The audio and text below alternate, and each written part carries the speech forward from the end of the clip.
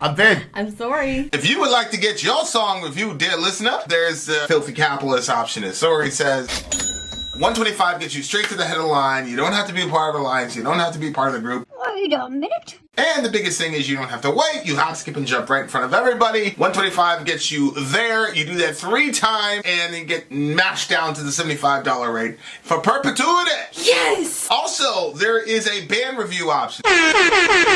So if you've got a band and you're trying to get your band some exposure, hit me up at vinsori@gmail.com, and I'll show you the details about how to pull that off. You can also jump on Patreon, and there is a option on the tiers to be able to get your band reviewed. Yep. Obviously, we can't lie to you, so we can't guarantee a positive review.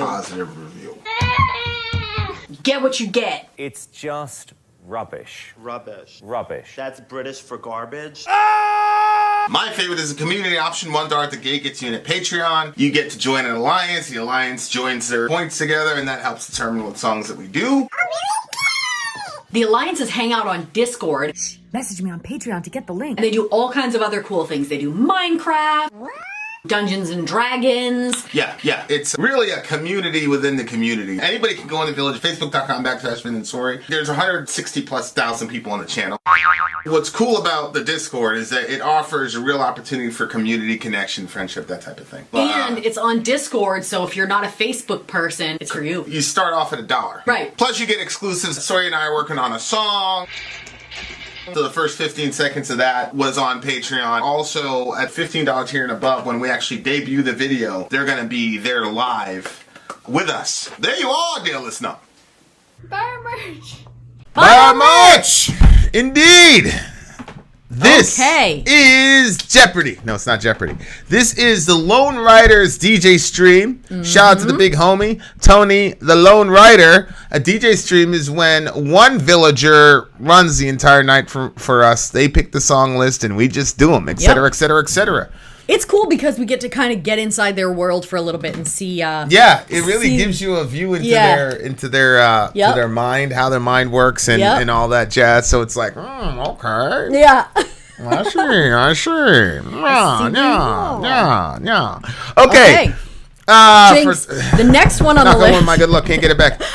The next song is by a band. You may have heard them. It's a band called Sevendust. He says, this is an interesting sounding song from my favorite band, Sevendust, titled God Bites His Tongue. It's a newer song of theirs. Excuse me. You guys mentioned this song on the Unforgiven Sevendust reaction you did months ago, and will be a good discussion for you you and the Vin Man. I did? I mentioned this song? Apparently. Because I've never heard it before. All right. God Bites His Tongue, Sevendust. Let's go.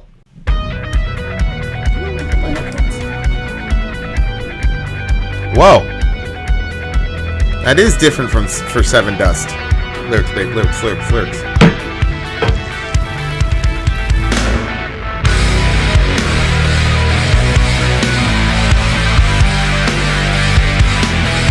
Yes, Sean.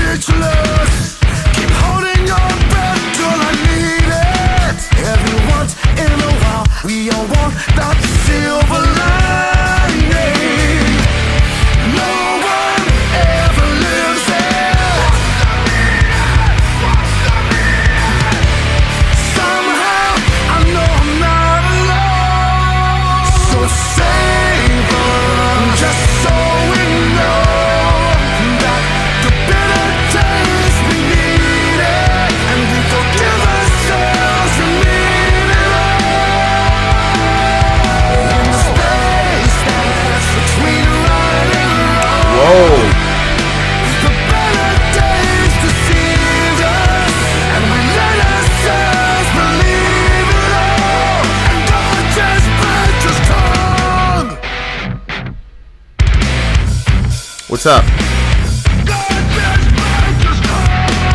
God just bites his tongue.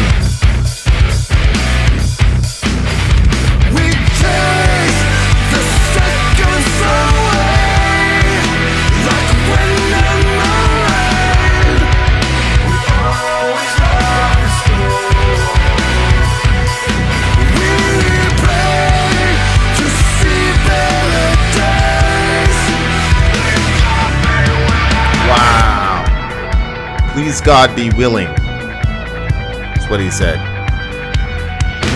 So save us, just so we know that the bitter taste we need it, and we forgive ourselves and leave it all.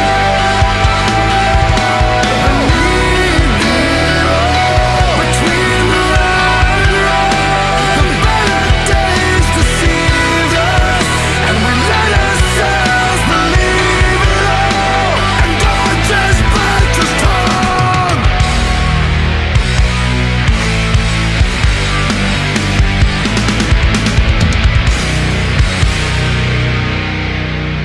Oh man, that was a very, very masculine sounding song. Interesting song from the big homie Lejeune from Sevendust. I don't remember referencing this song because this is the first time I've ever heard it, but I do remember we did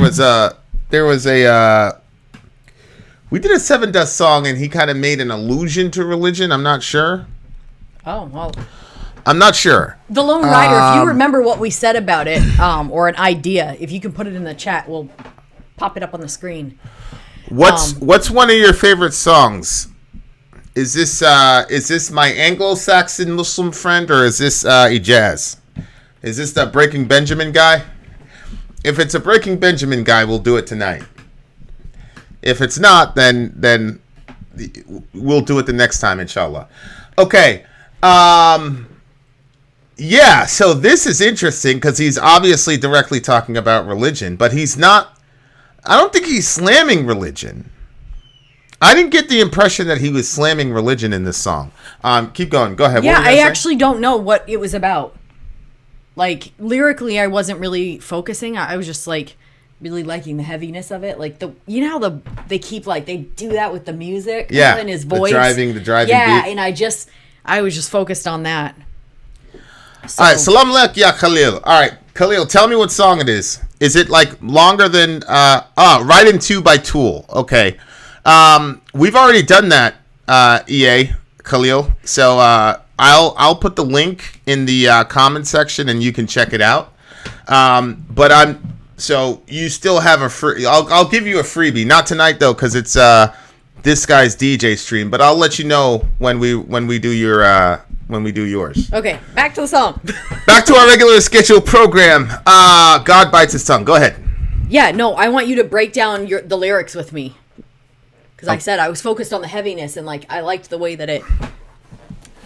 Yeah, so the name of the song is God Bites His Tongue. So he says, face down, feeding into you, find the weakness, holding it down till we kill it. Every once in a while, I get caught in that silver lining. So what I took from that was that I think he's saying that Christians, religious people, take advantage of people's painful moments or ignorance to get them to believe in their religion. So, face down, feeding into you, find the weakness. So they're going to try to find the weakness and exploit it, hold it down till we kill it. And then he says, every once in a while, I get caught up in that silver lining. So, I think what he's saying is, even I, from time to time, am vulnerable to religious people's, manipulative ways of doing stuff. Yeah. Okay, that's EA. Awful. Private message me. We'll definitely do that one for sure. That's terrible. Well, I'm not sure how terrible it is. that- I'm not sure how terrible that is. Well, if you're doing it on purpose. Again, I'm not sure how terrible. Jesus did that on purpose. What do you mean? Jesus he didn't go to rich people. He went to poor people. Yeah. Yeah, but no. Okay, maybe I misunderstood what you were saying. I thought you were saying like, you know how there's a difference of, okay, let's see. Maybe if I want somebody to meet you because I love you and I think that you're an amazing person, and so I'm talking to somebody and they have some different ideas, and I'm like, oh, you got to meet my husband. So I bring him over here to talk to you. Yeah. Because I know that they're going to glean something from talking to you, and you guys can go back and forth. Yeah. But if you were a salesman and I was like, let's say somebody was in some bad situation and then you're like, oh, that's so terrible, but you don't really care about the pain that they're in because you're thinking, yes, now I'm going to be able to sell them that thing. And then I bring them to you to sell the thing. You know what I'm saying? Like, I didn't say that they didn't care. All I'm saying is that they were, at least the first verse is they were using the person's bad situation or their weakness to give themselves a platform for their message. Now, whether or not they have good motives or bad motives is a secondary issue. I'm just saying that practice itself, you can't necessarily say that it's bad. No, I don't think it's bad. I think your motive is what determines whether it's good or bad. Right. Because what am I supposed to do if somebody's sitting there in a painful situation, not say anything about my religion? Say anything about my God? I mean, that's been what has carried me, so of course I'm going to give that to somebody else. I agree. But if I'm doing it to bring them into my religion so I can make a check mark to say I brought them to my church and they joined my religion, then no, that's a horrible reason to try to help somebody's pain, is just so you can gain off of it. Right, so that if you look at the next line, no one ever lives it. Somewhere we all lost the spirit. Oh my goodness. So what he's saying is, you're doing all these machinations to get people into your club, but then once they're in the club, it's, to your point, it's like, oh yeah, but then he's like, you're not actually living this shit. And that's one of the things that's really interesting to me. Like we just got done talking to a pretty prominent person on that is on the complete opposite side of us as far as,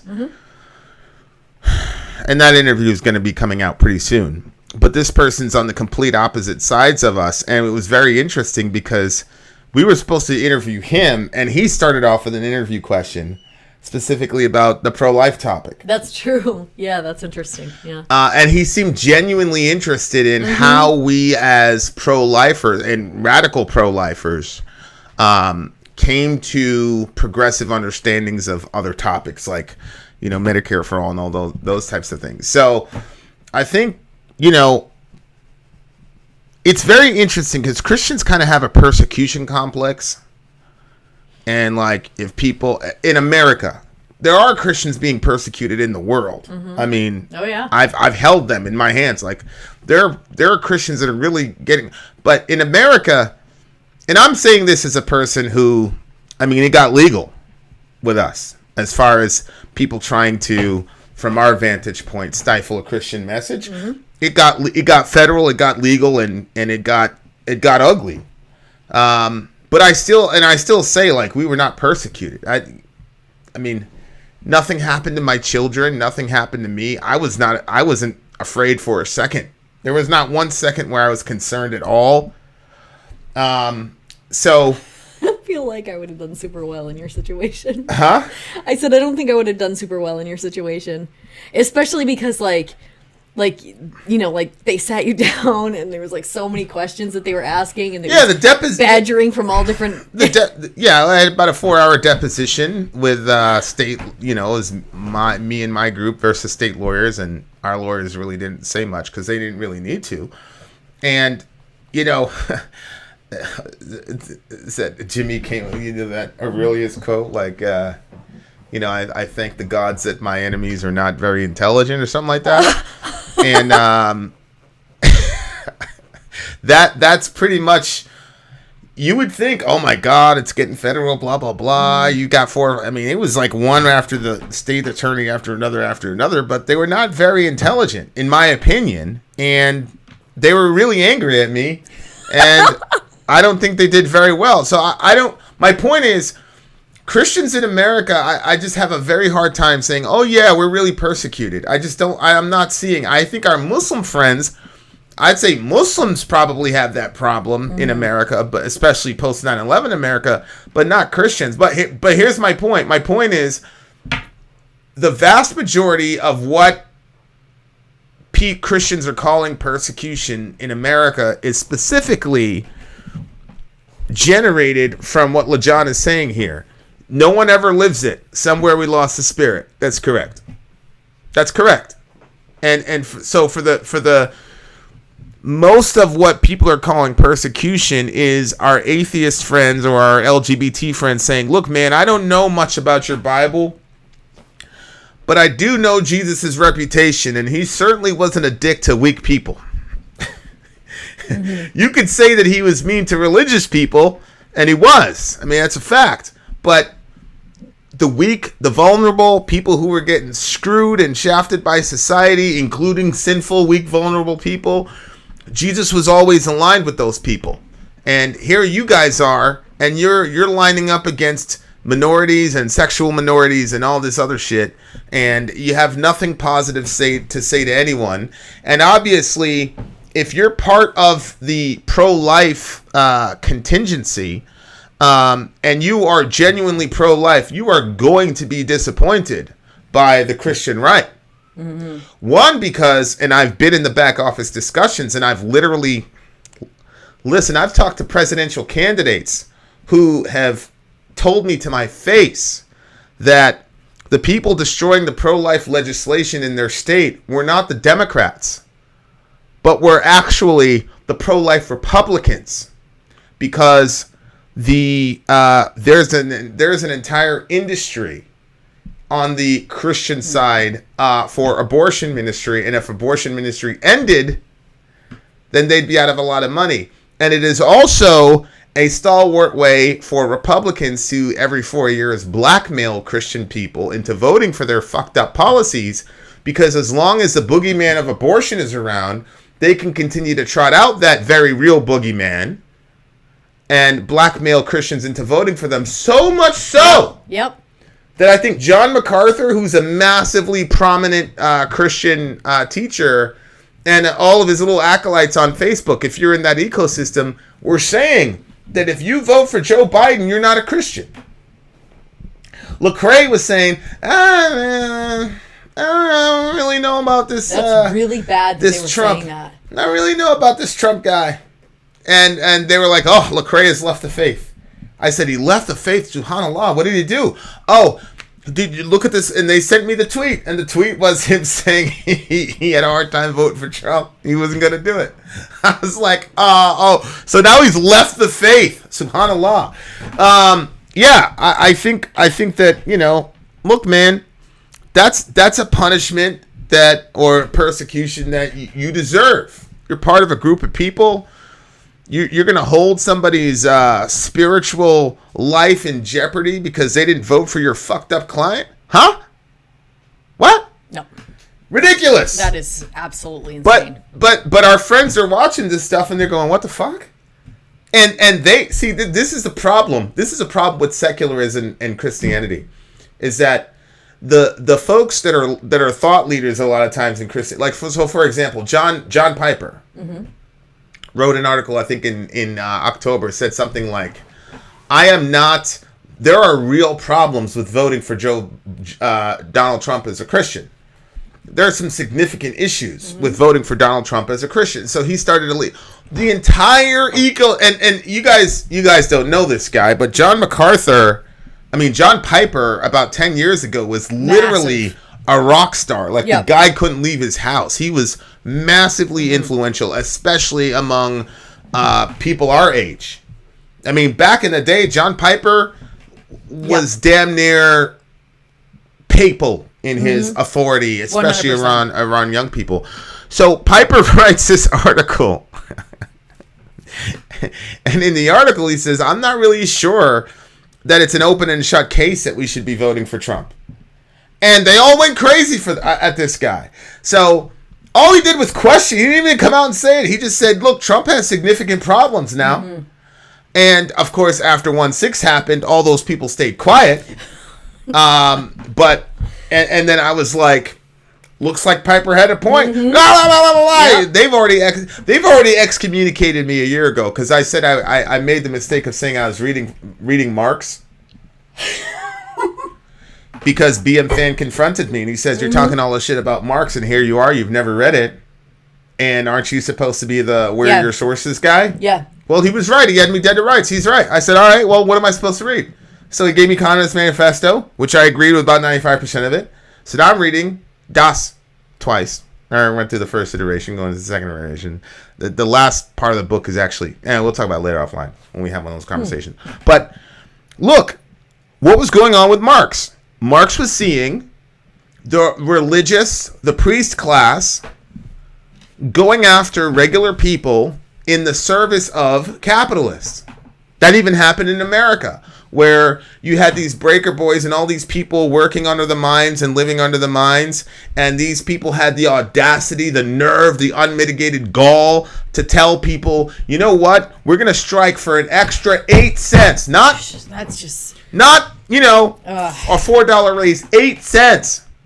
And do you know what? When those people went to church, the priests would literally physically assault them for and it's not like they were trying to promote communism or whatever, Marxism in the churches, but the priest knew you're one of those organizers, and the priest would literally beat them and all this other shit right in full view of their congregations. So when our secularist friends look at that, they go, oh, this institution is only there in service of the bourgeoisie. It's there. The priest is the sort of wizard who keeps the regular people in line with the religious bullshit in service of the bourgeoisie, so the proletariat has a theological and a spiritual threat/motivation to remain in their place. So when our secularist friends watch how the interplay between religious people and capital, of course they're going to say it's the opiate of the masses. Of course Marx is going to say, man, fuck religion. Of course. Because when a religious person has influence over people and they're wrong, it's literally the most dangerous thing on the planet, because you cannot get higher than spirituality. And if you want to go the secularist, Jordan Peterson route, you could say, look, religion contains the apex archetypes of our collective psychology. So because of that, you're not going to be able to find a higher authority than religious authority, because that's the entire point of religion, is to find apex archetypes. That's the entire, what you call God. Well, there's nobody, if you can convince a person that God wants you to vote a certain way, there's no higher court you can go to. Right. So of course Marx is going to say, yeah, you're the opiate of the, of course he's going to say that. And look, that type of Christianity is absolutely the opiate of the masses, and I hope it dies quickly, because that's not what Jesus taught. So instead of the Christians looking within and saying, holy shit, what did we do wrong? We demonize Marx for blame the other guy. Let's demonize Marx for rightly calling out that religion is the opiate of the masses. Unbelievable. We continue. So that's what I think he's talking about. So save us just so we know the bitter taste, we need it, and we forgive ourselves and leave it all in the space that's between right and wrong. The better days deceived us, and we let ourselves believe it all, and God just bites his tongue. We chase the seconds away like the wind and the rain. I always love the storm. We pray to see better days. Please, God, be willing. So, look, there's a prayer in the song when he says, please, God, be willing. I was thinking, that's a prayer. Thanks, Kane Young. Are you getting any sleep? Yes, we are getting sleep, inshallah. So, yeah, right there, again, that's what I'm saying. Like, he's not speaking out against religion or even God, I don't think. He's just saying God just bites his tongue, in the sense that, why doesn't God speak out about this stuff? Why doesn't he intervene? Because we were experiencing better days, and then it lulled us into sleep thinking, oh, life is okay. And then boom, more tragedy happens. Jeez. And then God bites his tongue while we are constantly in this up and down sort of cycle. And God's not doing anything. But I would respond by saying, well, God has... So here's where I would push back a little bit. So I just pushed on my my Christian family. I'm going to push back on my secular family. On the one hand, we're saying God doesn't speak. But on the other hand, we say, well, God's got his word right here, and you don't even familiarize yourself with it. Mm-hmm. So it's like that conflict in Job 33 where because this complaint is lodged in the Bible on numerous occasions. That God doesn't speak, that he's just silent while the whole world's going on. And the person says, well, why do you contend against him, saying he will answer none of God's words? But God does speak in one way and in two, though man does not perceive it. Mm-hmm. In a dream, in a vision of the night. When deep sleep falls on men while they slumber in their beds. So it says that he terrifies their eyes with visions. So he does speak. Don't be so quick to write off your dreams. Yeah, he does speak, right? And it's true. It's explicitly mentioned. Sometimes God speaks to you in dreams. You call that the subconscious. Mm-hmm. People say things like, oh, that's your subconscious talking to you while you're asleep because it knows that you don't have you can't defend yourself against its invasion, which of course indicates that the subconscious has a mind of its own that can sit back and plan, that can watch your conscious mind and wait till your conscious mind is asleep. Your subconscious mind knows when your conscious mind is asleep, and it knows that that's when it can attack. That is assigning autonomy to your subconscious mind. That's saying that your subconscious mind is like some completely other person that's within you. And I'm not completely against that. Go read some of Hoffman's stuff and even some of Jordan Peterson's stuff because Peterson actually wrestled with some proto-Hoffmanian ideas. Oh, he did? Yeah, because I was looking back at some of the stuff that he was saying like 20 years ago, and he was saying stuff that like fits very well with Hoffman's ideology. But so I have to push a little bit and go, look, if you've read the entire Bible, then you can say, okay, God doesn't speak. Right, like you could read the entire. That's true. If you or even the New Testament, read the New Testament, and then you can say God doesn't speak. But you can't read. You can't not read the most read book in human history and then say God doesn't speak. I don't think that works. Mm-hmm. You can say, look, I've read, like for example, I've read the Quran on a multitude of occasions. Everybody knows that. Mm-hmm. I can say definitively the Quran is not the word of God. I'm at the bottom of the foothills of Hinduism. And so, there's Vedic literature and all the rest of it. I got halfway through the Bhagavad Gita. Shout out to my halfway through that? Yeah. It's not as big as you think because a lot of that book is commentary. Oh. So it's really not as thick as you think it is. That conversation with Arjuna and all the rest of it. But my point is, look, you gotta familiarize yourself with this stuff. I mean, this is the human story. I love Jordan Peterson's position on it. It's like, look, this book shaped the entire Western world. Absolutely. Yeah, there's a reason that the Western world is different from the Eastern or the Middle Eastern world, right? Mm-hmm. And so he's like, look, this is the most influential document that's ever, that we've had in the last, 2,000 years. I should familiarize myself with it. Well, okay, I agree. So it's interesting to me too because even if you're not looking at it from like a Christian perspective or anything like that, the fact that people could read a certain book and then go to their deaths for their belief, and I know that there's more than that. There's people that saw him and stuff, but I'm talking about people now. Mm-hmm. So people now in other countries will read this and they will go to their deaths for this belief. That just automatically makes me curious, like what's sucking these people in, you know what I mean? Right. So when you read it for yourself, then you can say whether it's like, is there some kind of like weird, like some of them, it makes sense why they would go to their deaths.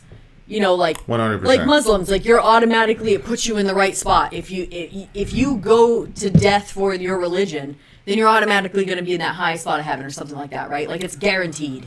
You get to miss out on Yom Al Qiyamah, which is a very good benefit, obviously. And so I agree. So it makes sense, you know what I mean? Oh, I agree. But when you have a religion that it's not set up that way, then I don't know. It's just interesting. It's very interesting. Yep. So what do you give this song? I really love the song. I like the song. LaJohn again. I think he. And really, a lot of this actually has to do with DJ Tony, to be honest with you. Because I wasn't really a Sevendust fan. As a matter of fact, if you go back, I think it's the Denial If you go back and look at the denial reaction, like I said it, I was like, I'm not really a fan of Sevendust. It was this guy exposing me to all this Sevendust where I'm like, man, holy shit. Well, wait a minute. Let me reconsider. Well, the other thing is the songs are really different. I didn't know how versatile they were as a band. Like, yeah, especially like this particular song with the guitar work. I love this one. Like, they've really separated themselves. You know, I always used to say that, you know, I always used to say that Mudvayne, Slipknot, and Korn were the only bands that made it out of the new metal era. But Sevendust made it out of the new metal era, and they were intact. Same with Disturbed. I'll give it to Disturbed. But Sevendust really was able to maintain their profile. So shout out to them. I'm going to give this song a solid 9.2. That's exactly what I was going to say. 9.2? Yeah. Look at Amy Lee. Vin was a Sixdust fan and Tony up the ante. Deftones as well. Okay, yeah. I'll say Deftones too. Yeah, Deftones definitely survived. For sure. 9.2. Would you give it? Same thing. Holy moly. 2 good songs back to back. DJ Tony, this is what we do, guys. This is what we do. Find another YouTube channel as cool as us. You never will. Yeah, nobody's trying to live shoot for 4 hours or 3 hours. Vin out. Sori out. Gone.